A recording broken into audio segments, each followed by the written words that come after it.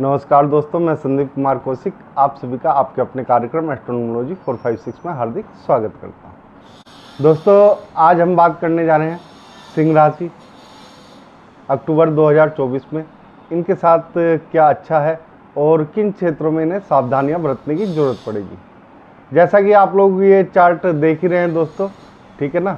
दूसरे भाव में जो है सूर्य, बुध और केतु हैं। तीसरे भाव में शुक्र हैं और सप्तम भाव में जो है शनि है। अष्टम भाव में राहु है और 10वें भाव में गुरु हैं। 11वें भाव में मंगल है। तो कुछ इस प्रकार से एक स्थिति बनी हुई है दोस्तों। हालांकि इस समय पिता अपने पुत्र के घर में, यानी कि जो राशि स्वामी है वो अपने पुत्र के घर में, यानी कि यहाँ पे पिता का भाव भी, परिवार जो होता है ना, उनसे रिश्ते भी देखे जाते हैं और साथ ही साथ ये भी देखा जाता है कि धन का जो संबंध होता है वो भी इस भाव से देखा जाता है जोड़ के, क्योंकि ये संचय का, अगर कितना धन आपके पास संचित है ये उसका प्रतिनिधित्व करता है भाव। तो दोस्तों, ऐसे में सूर्य बुध अगर देखा जाए तो ये आपके लिए काफ़ी अच्छा है, ठीक है ना। साथ में केतु भी है, तो जो संचित धन है उसमें थोड़ी सी बढ़ोतरी करने के लिए यहाँ पे ये बैठा हुआ है। यानी कि आप देखो, खर्च तो करोगे लेकिन उस हिसाब से नहीं खर्च करोगे जिस हिसाब से आपको करना चाहिए। यानी कि आप लोग बहुत ही ज़्यादा संभल के चलोगे।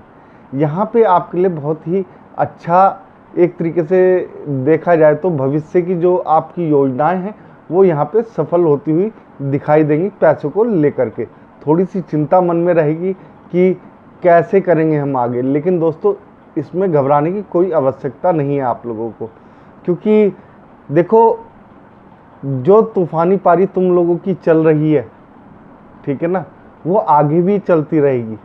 इस जो इन ग्रहों के हिसाब से आपको फल मिल रहे हैं वो भविष्य के लिए बहुत ही ज़्यादा, एक तरीके से कहा जाए तो अच्छा है, ठीक है।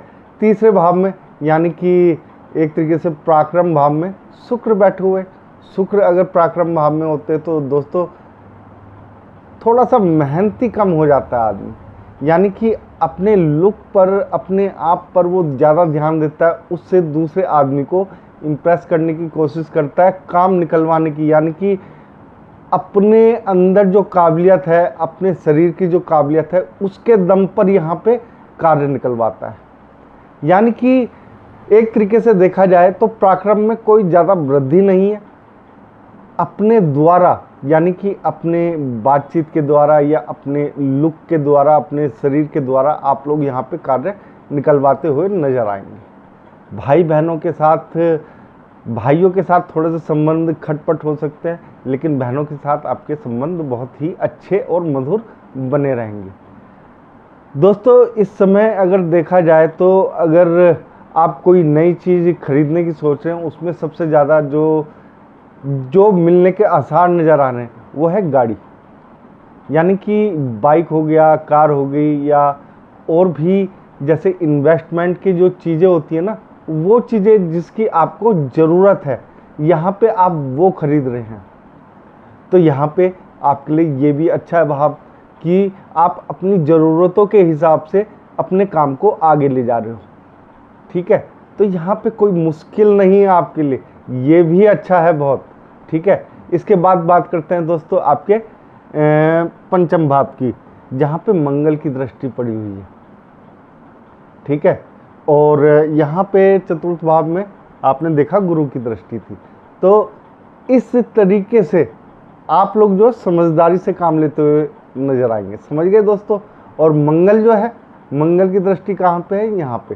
थोड़ा सा सावधान रहने की ज़रूरत है जिन लोगों ने एग्ज़ाम दिए हैं, ठीक है, क्योंकि मंगल जो है थोड़ा सा अग्निकारक है और यहाँ पे आपको दिमाग की ज़रूरत होती है दोस्तों।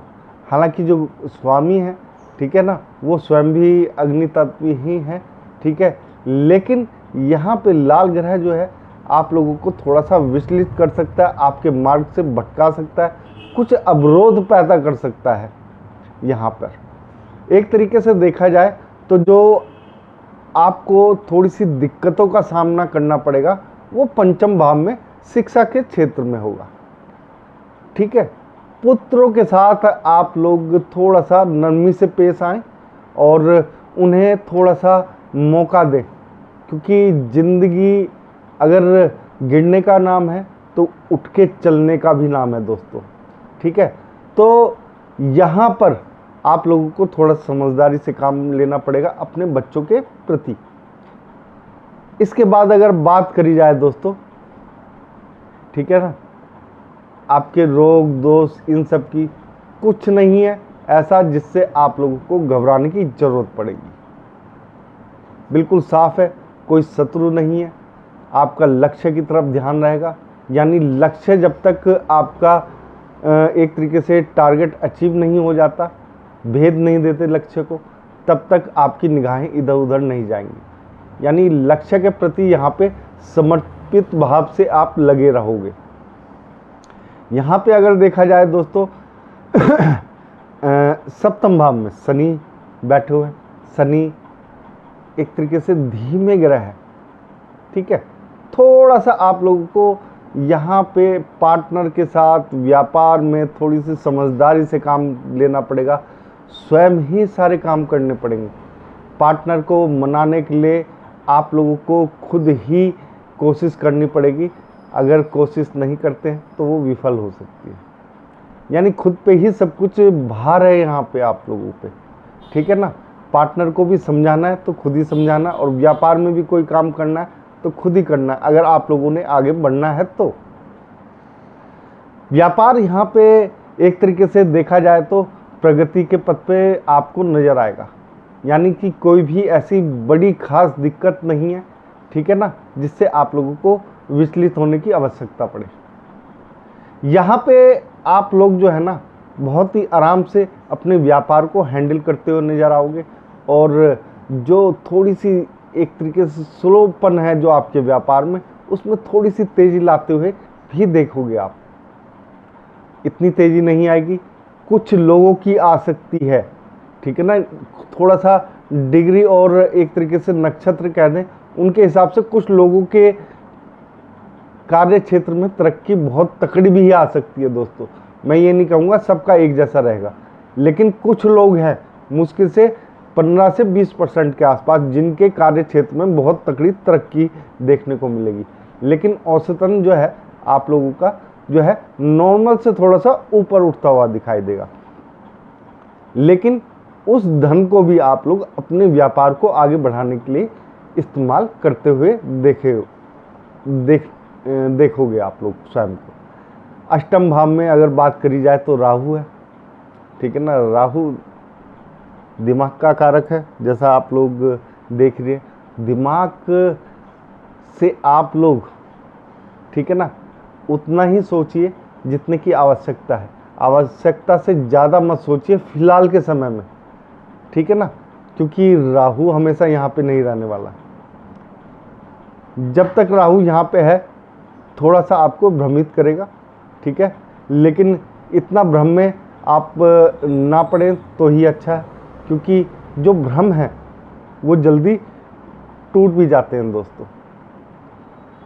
तो एक तरीके से देखा जाए आपकी कुंडली में पूरी में, तो थोड़ा सा थोड़ी सी जो दिक्कतें पेश आएंगी, ठीक है ना, अष्टम और पंचम भाव में जो संबंध है उसमें ही आप लोगों को थोड़ा सा देखने को मिलेगा कि थोड़ी सी रुकावटें हैं, वरना और कहीं नहीं है, और बहुत ही अच्छा स्मूथली चलेगा। इसके बाद बात करते हैं भाग्य भाव की। भाग्य भाव पे शुक्र की दृष्टि है, ठीक है। शुक्र की दृष्टि का मतलब यह है दोस्तों कि यहाँ पर आपको काफ़ी अच्छा, यानी कि भाग्य काफ़ी अच्छे तरीके से आपका साथ देते हुए दिखाई देगा। कुछ चीज़ें ऐसी हैं दोस्तों जो हम वीडियो पे नहीं बता सकते हैं, लेकिन एक चीज़ का मेरा मानना यह है कि आप रफली तरीके से अगर अपनी ज़िंदगी जिएंगे फ़िलहाल के समय में, ठीक है ना, तो प्रगति जो है आपके कदमों में होगी, यानी कि जितनी भी तरीके से भाग्य आपका साथ दे सकता है उससे भी अच्छे तरीके से देगा। बात करें नौकरी पेशा लोगों की, तो उन्हें एक तरीके से मौज रहेगी, उनके पिता के साथ संबंध भी अच्छे रहेंगे और माता के साथ भी अच्छे संबंध रहेंगे। यहाँ पे आपके कोई दिक्कत नहीं है, माता पिता का आशीर्वाद आप पे बना रहेगा।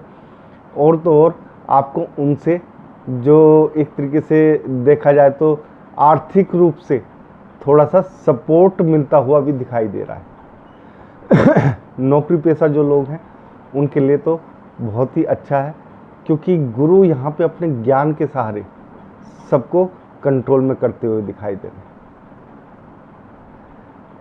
किसी भी प्रकार से आप लोगों को कोई भी घबराने की ज़रूरत नहीं है, बहुत ही अच्छा समय चलेगा। ये अक्टूबर का माह आपका, जितने भी आपके त्यौहार हैं बहुत ही खुशियों से बीतेंगे और खुशियों में कोई विघ्न नहीं पड़ेगा किसी भी प्रकार से, ना शरीर के रूप से और ना ही आप कह लीजिए आत्मा के रूप से, या फिर आप ये भी कह सकते हैं ना ही धन के रूप से। मतलब किसी भी प्रकार से तन मन धन कहीं से भी आप लोगों को यहाँ पे दिक्कतों का सामना नहीं करना पड़ेगा। बात करते हैं धन भाव की या विदेश भाव की, व्यय भाव की, तो विदेश जाने के चांस तो आप लोगों के कम है, लेकिन हाँ थोड़े से आध्यात्मिक रहेंगे। अपने कार्य को निकलवाने के लिए प्रभु के सामने आप थोड़ा सा नतमस्तक जो है ना थोड़ा सा ज़्यादा होंगे, ठीक है। तो देखो, अगर मंदिर में जा रहे हो तो वहाँ से पॉजिटिव एनर्जी ज़रूर मिलती है हर व्यक्ति को, आपको भी मिलेगी, कोई इसका कोई दूसरा कारण नहीं है। इस पॉजिटिव एनर्जी से ही आप लोग जो है ना एक तरीके से देखा जाए तो काफ़ी तरक्की करेंगे। बात रही आमदनी की, यानी कि 11वें भाव की, लाभ भाव की, तो यहाँ पे मंगल विराजमान है। और अगर आप यहाँ पर हनुमान जी का प्रसाद हर जो है मंगलवार को चढ़ाएंगे, ठीक है ना, मंदिर में लाल बूंदी का, तो यहाँ पे और भी ज़्यादा तरक्की आप लोगों को देखने को मिलेगी। और दोस्तों एक उपाय है, बहुत ही अच्छा उपाय है, अगर ये आप लोग कर लेते हैं तो धन की एक तरीके से बरसात भी हो सकती है। वो ये है कि दोस्तों जिस तरीके से हनुमान जी को अगर आप लोग 9 लड्डू लाल रंग के अगर चढ़ाते हैं हर मंगलवार को, तो आपकी आमदनी में लगभग 5 से 6 गुना तक बढ़ोतरी हो सकती है दोस्तों। ये बहुत ही छोटा सा उपाय है, सिंपल उपाय है दोस्तों, जो हर व्यक्ति कर सकता है। आपको कुछ पाना है तो कुछ लगाना भी पड़ेगा, यानी कि उपाय जो है वो काम करते हैं, बस मन में विश्वास होना चाहिए।